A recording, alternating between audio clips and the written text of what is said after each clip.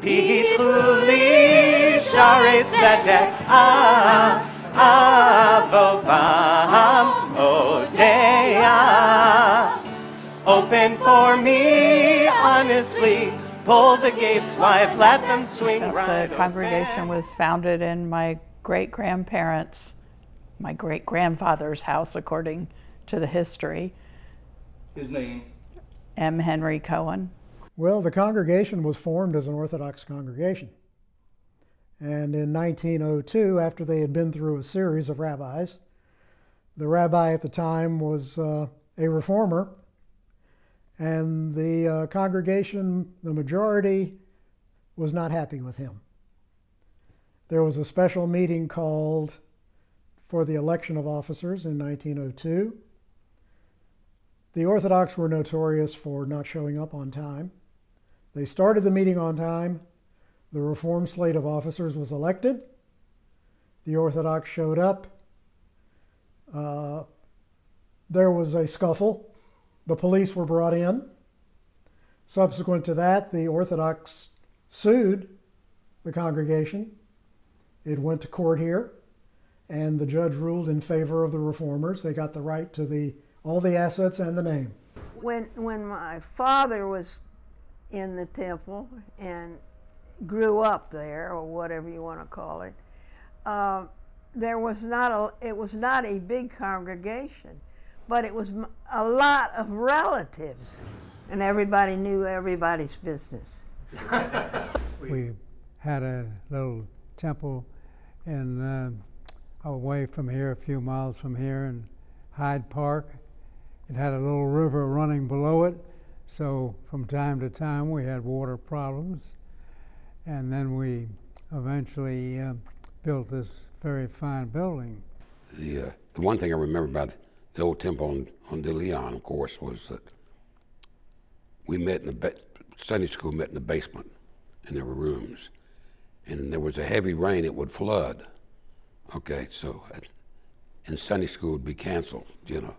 So a lot of us hoped that it would rain, you know, that we wouldn't have to go to Sunday school. But it was so much smaller, you know. My confirmation class had 9 students, you know, there were 9 of us. 2 of them were girls and 7 boys. So everybody knew everybody. You knew everybody. I mean, you come into Temple now, I just pick out the ones that are old enough to know. It's a huge community. And it was small then, and very friendly and warm. But the thing that's important is that you knew everybody. The ladies wore hats. The men did not cover their heads. If they were bald, they were bald, but that wasn't exactly the fashion. It was reform, real reform. You knew everybody. Everybody was from Tampa. Yeah. Now you have people that came from all parts of the country here. They're not just local people that belonged to Schaarai Zedek today. So the temple we went to, of course, was the old temple over on De Leon, which had no air conditioning. So we were hoping the holidays would be late instead of early. So October was better than September because it was hot. This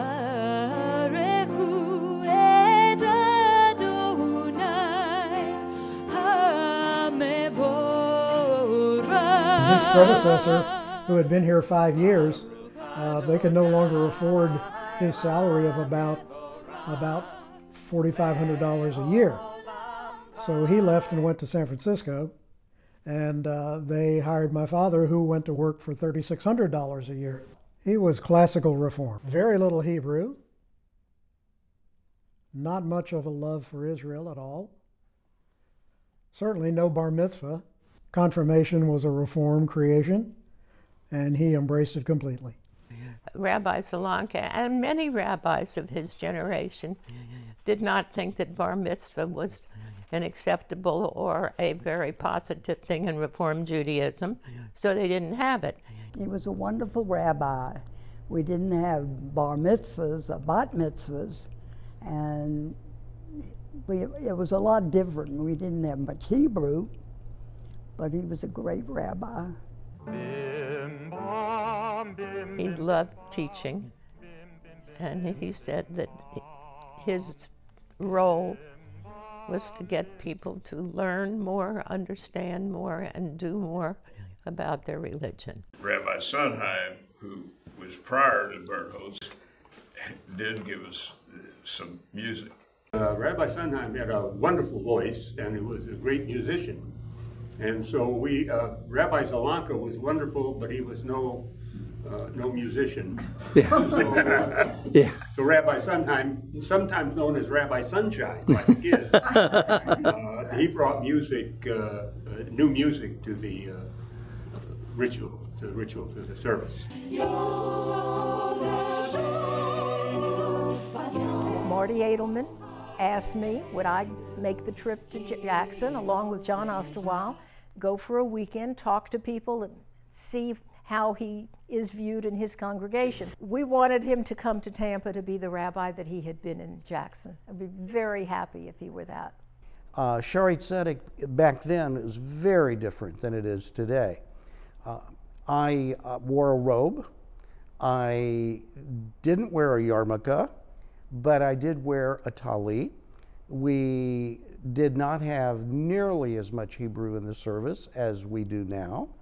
We had a choir that was hidden behind the curtains, and mostly the service was in English, and we didn't celebrate or observe many of the, I would call, more traditional aspects of Judaism that we do today. I think the impetus for the change is that changes were going all along in the Reform movement. Also, change occurred because we brought in assistant rabbis. They came from training in which they had spent a year in Israel. And they were used to more traditional ways of observing Judaism, Shabbat and the holidays, Havdalah. When I was a young assistant rabbi, I had a senior rabbi who did not want to make changes. And I decided early on that that would not be me. I wanted to make sure that we kept up with the trends because I knew that our young people would be worshiping and taking on for themselves the trends that were new each year. Everyone said, I always want Rabbi Bernholtz to give my eulogy. Don't let him go away. I don't know what that says for the lifespan of the community or the lifespan of Rabbi Bernholtz, but we used to laugh and said, he's never buried anyone but a saint. So we all wanted him to be the one to deliver our eulogy. In Jackson, I gave out candy for every joyous moment. And I had the entire dental profession furious with me, along with parents whose kids got so high on the sugar that they couldn't get them to go to sleep after Friday night services. So I decided something needed to be done, and it needed to be a healthier kind of exercise. So when I came here, I changed to raisins. And that began the sweet Schaarai Zedek raisins. Confirmation, I was voted most likely to be a rabbi and just kept on that path. The synagogue was always a place where I felt at home as a child, and I think, whether consciously or not, I always gravitated to the idea of being able to help others have that same feeling. Yeah, well, such an important part of being rabbi of any community, but especially this one, is the relationship that you have with the congregants. And I really try to learn from how we got to this place and think about how we can continue to build. It's unheard of to really basically lose no one in a transition. I'm really proud to tell you we essentially lost no members, which is unbelievable. When it was announced that he was coming, people knew they had a face, they had a personality, they had, they could attach things to him, and they were all so comfortable that he knew our culture. I think it has a lot less to do with me, more to do with the community that has been built here, and the understanding, knowing that Rabbi Bernholtz is still here, which is a wonderful thing, but also knowing that this community is bigger than any one person. And while the rabbi is an extremely important part of a congregation and leading that model of being there for people in times of need and joy, it's the community. Without a doubt, moving to Tampa was the best move of my life. Without a doubt. I've loved every second I've been in this building. I have no intention of going anywhere. I told them, you're stuck with me. So I'm really, really happy here.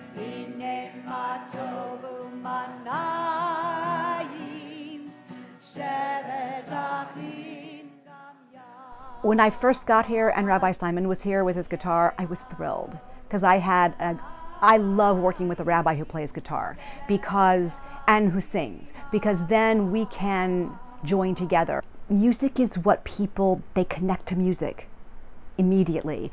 And I've had congregants tell me that the music is what makes it meaningful for them. So one of the things when I got here, and I looked at some of the old tapes of the High Holidays, and I saw that the choir was there, but it was like backup vocals. And like, no, that's not what a lot of this music that we're doing is all about. So I wanted the choir to participate more, because I look at the members of my choir, this is their way of connecting to Judaism. Baruch Adonai, I heard there was an opening in Tampa. At first I thought, are there even Jews in Tampa? I didn't know. One of the reasons that I was hesitant to apply, all joking aside, is because I knew it was such a big congregation. And I grew up in a tiny, tiny congregation. And I thought, I would just be lost in a place that big, and that hasn't been my experience at all. Having two different rabbis, having a senior and assistant rabbi, creates a dynamic situation where you have two different people coming at things from different point of view. And having those different perspectives, it makes everything richer. Children will learn. I have to credit Barbara Goldman and Bev Waring for the birth of our preschool.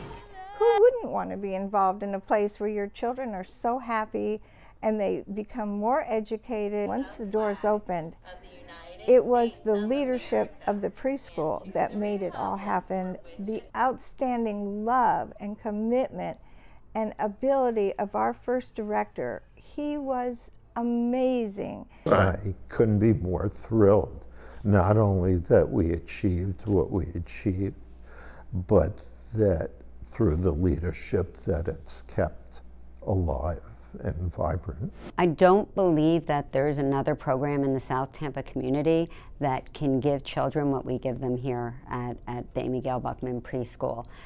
Where we are about educating the whole child academically, socially, emotionally, physically, and their exposure that they have here to both the school and the synagogue is something that's unique to us.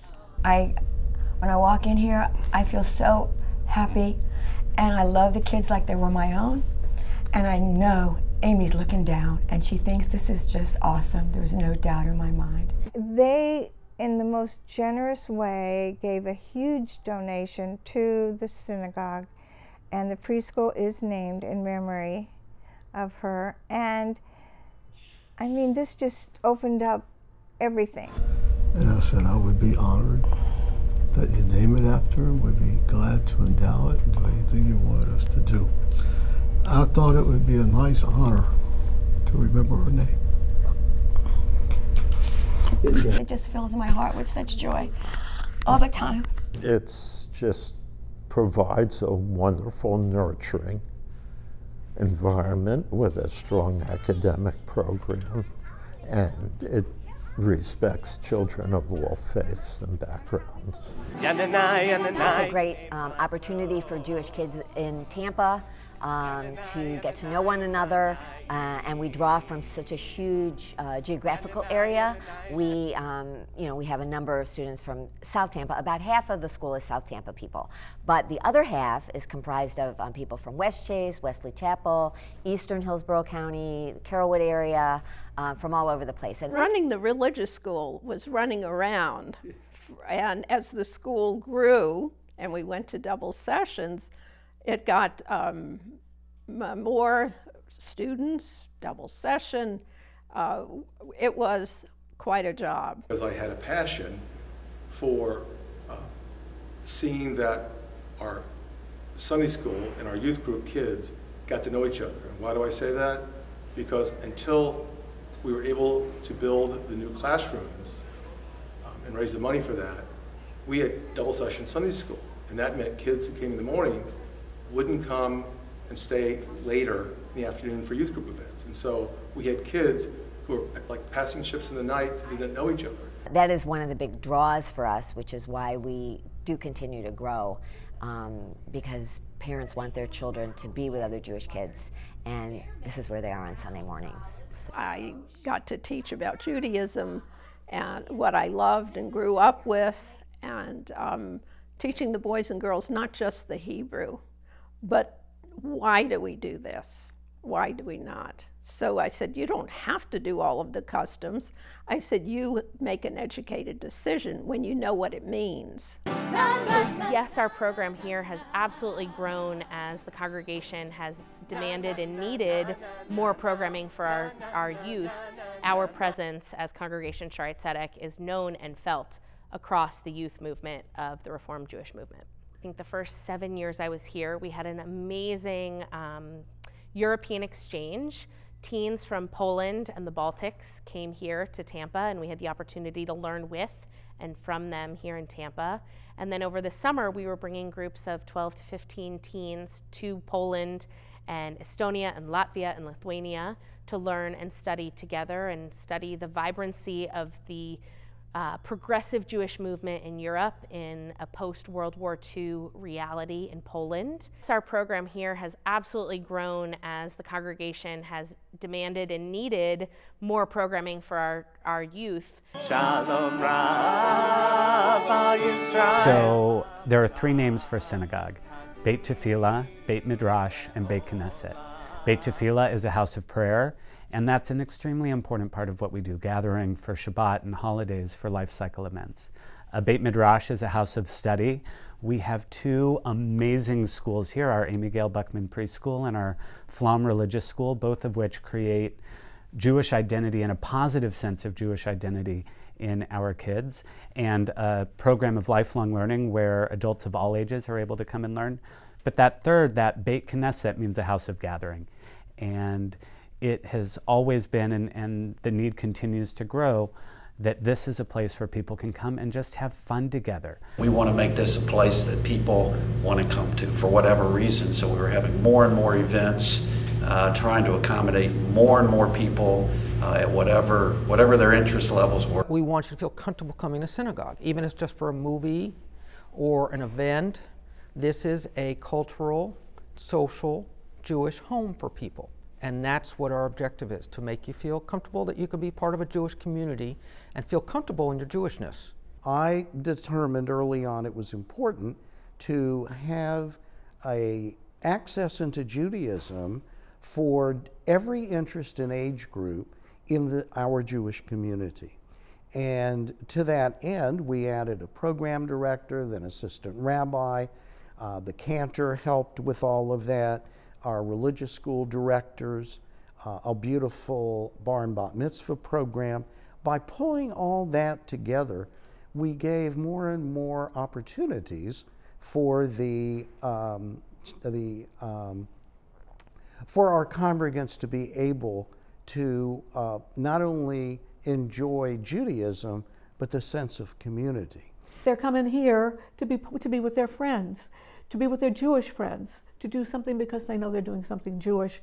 And whether it is a Seder or Shabbat dinner or a senior lunch, they're doing something Jewish because they're doing it with Jewish friends. And I think that defines a lot of what we do and who we are.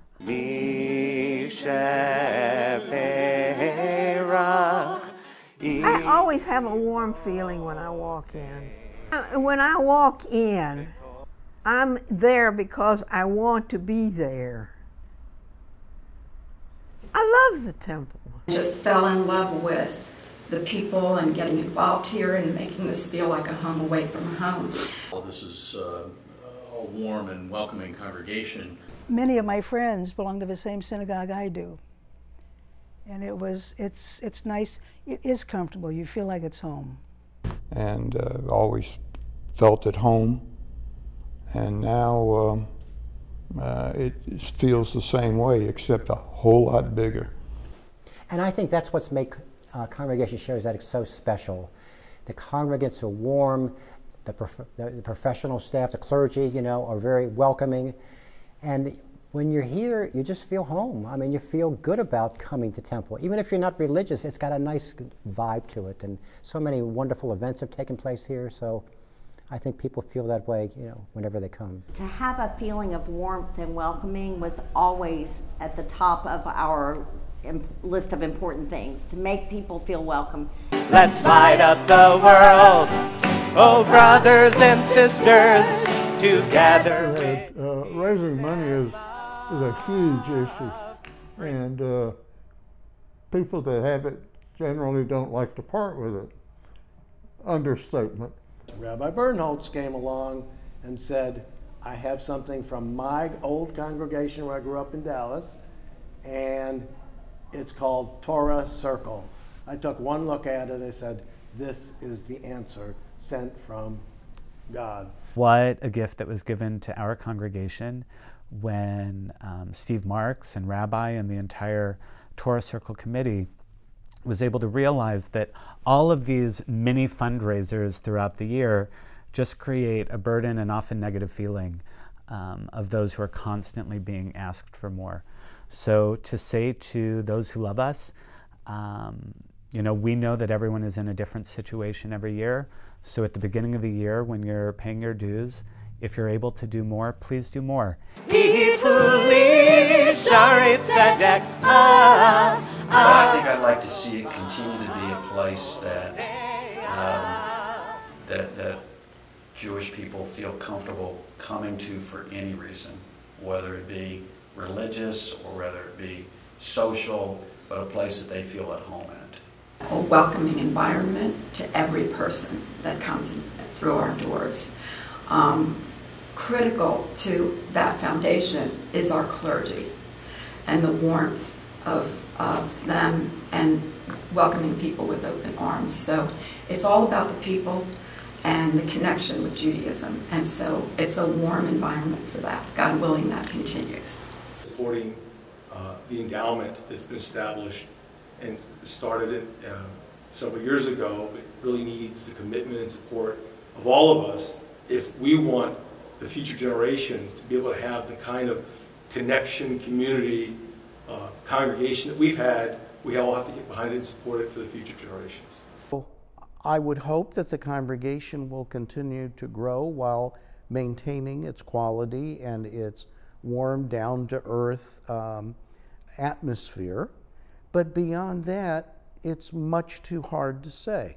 What I can say is that all of the right clergy and all of the right lay leadership are in place to enable Congregation Schaarai Zedek to flourish in the future, to be a haven for those who need sanctuary, to be a place of study and celebration, and also to be a place where new ideas bring new opportunities to feel Jewish in different ways. Every one of our bar and bat mitzvah kids, I tell them that my favorite moment of the service is when the parents pass the Torah to the children, because in that moment, in the parents' hands are their parents and their parents and their parents and their parents, all of these generations, each of whom, if they saw the synagogue as it is today, wouldn't recognize it. But it's the same Torah. And when we give the Torah to this bar or bat mitzvah child, we're entrusting them to take it into their heart and to create a Judaism for the next generation. So as we celebrate our 125 years, I think of every one of those generations who've passed the Torah on, entrusting it to the next generation, and how lucky are we that we get to go through the same process, passing this Torah on, knowing what it means to us today, and entrusting that future generations will be able to make significant meaning out of it as well. Yananai, Yananai, Shabbat Achim. Shabbat Achim Gam Yachad. Oh, brothers and sisters, together with peace and love, bring light to the world. Oh, sisters and brothers, and sing Hine Mato. Yananai, Yananai, Ne Mato. Yananai, Yananai, Umanai. Yananai, Yananai, Shabbat Achim. Shabbat Achim Gam Yachad.